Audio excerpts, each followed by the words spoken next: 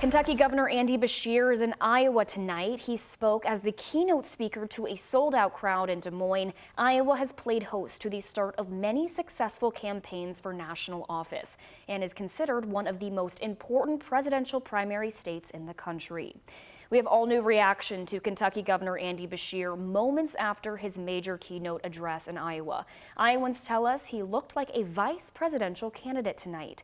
WHAS 11 senior reporter Isaiah Kim Martinez and senior photojournalist Alyssa Newton are live in Des Moines right now tonight. They spoke exclusively with Beshear just before the address. Now, Isaiah, the governor took more than just new jabs at former President Trump's running mate J.D. Vance tonight.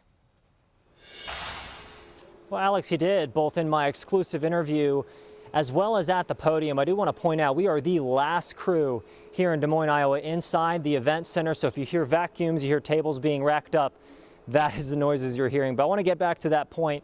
Vice presidential candidates are often looked at as the attack dogs on a presidential ticket, and it was clear from the very start tonight that Beshear leaned into that mindset, and he is very sure that it is something that, you know what, just take a listen to the sound. J.D. Vance, you mentioned the senator. If y'all were on a debate stage, who would win? I would, every day, all day. I mean, listen, I'm a person of real conviction. I'm a person who believes what he says, and I care deeply about our people in Kentucky. This is somebody who exploited us, who used to come for weddings or funerals or a couple weeks during the summer to see his kin, and I respect that. But to claim that you know our culture and then to insult our people is just wrong. Kentucky Governor Andy Beshear, in his most candid way yet, describing Senator J.D. Vance. And when I made my comments, did you hear what he said when he responded? He said, "How dare you attack," and these are his words, "my origin story."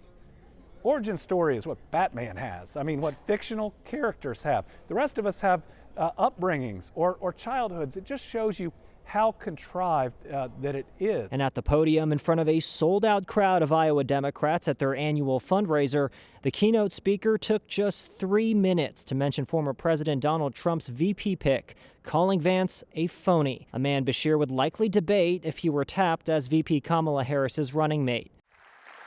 But when J.D. Vance looks in the mirror, he doesn't see any conviction at all. Beshear, described by the New York Times as an amiable attack dog from Kentucky, did show Iowans the tone of voice Kentuckians are used to when talking about his kids, and that conversation he had with the vice president after President Biden bowed out of the race. And what I appreciated is that she said hi very briefly to me, a little longer to Brittany, and then she spent about 15 minutes talking to my children.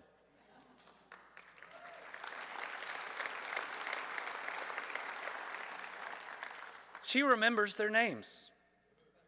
She still asks me how they're doing in every single conversation. Beshear spent much of the 24-minute speech talking up Kamala Harris, who I asked about in our exclusive sit-down interview. Have you spoken with Vice President Harris since Sunday, and are you planning to meet her in Atlanta?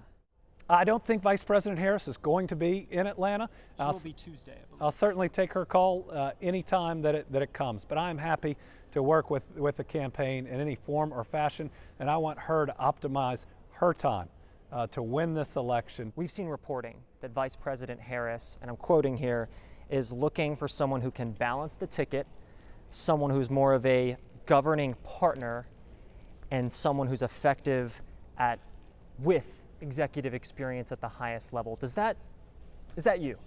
Well, that certainly describes a governor, and it certainly describes a governor that lives in a state where you have to reach across the aisle to get things done. After the address, I asked Iowans, who know a thing or two about candidates making a run for the White House, what they thought of Beshear. Do you believe he stacks up after hearing this? I told my friends, I actually have a group chat with some friends of mine, and we've been talking about it, and I'd earlier penciled him as like the person that I would like to see, but I didn't think was going to happen. And I told them tonight, I was like, he's moved up on my power list. He's at the top of my power rankings. Now, I do want to bring up here tonight, and before I do that, actually, we'll have a lot more reaction from others in attendance from here in Iowa tomorrow night at 6:30 and 11. I do want to bring back up that conversation that the governor revealed about what had been said back and forth with Vice President Kamala Harris just a week ago. That is the first we've heard about any details about what was said back and forth. Again, it was personal. It was about his kids. It was about the First Lady. Nonetheless, he is revealing more and more by the day. Alex. Now, Isaiah, this is obviously not your first rodeo. You've been following Governor Beshear for a while now and have seen him speak countless times. But tonight really kind of felt like an audition speech. Did you also get that same feeling in Iowa?